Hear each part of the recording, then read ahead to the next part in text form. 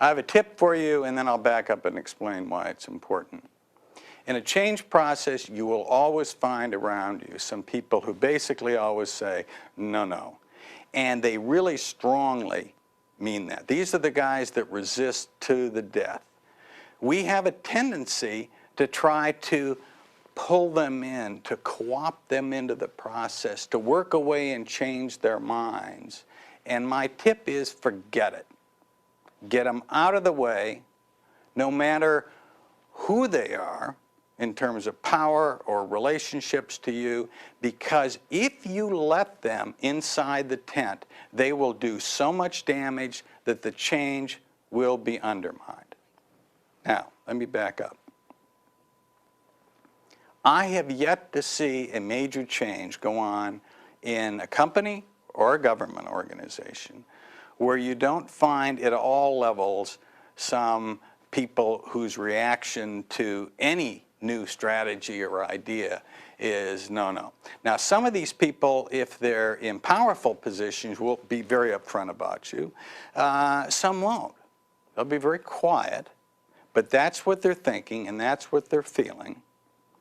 And the tendency that I see all too often, and that I think I would have done myself 10 years ago before I saw through studies the problems with this, is to say, well, if only we can spend a little bit more time with George here, we'll win him over.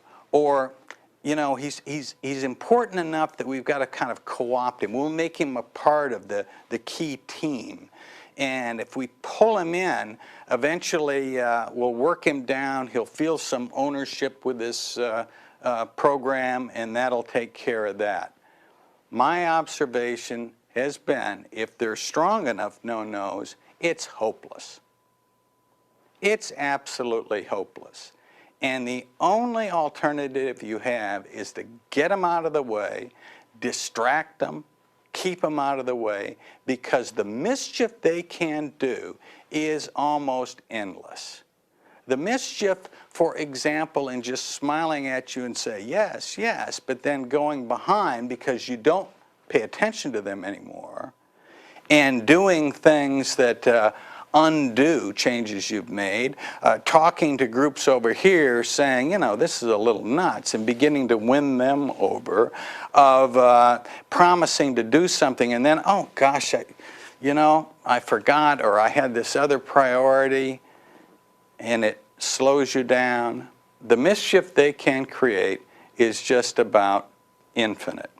I think most of us do not like the idea of saying, he's hopeless, we got to get him out of this and keep him out of this somehow. I think most of us don't like that.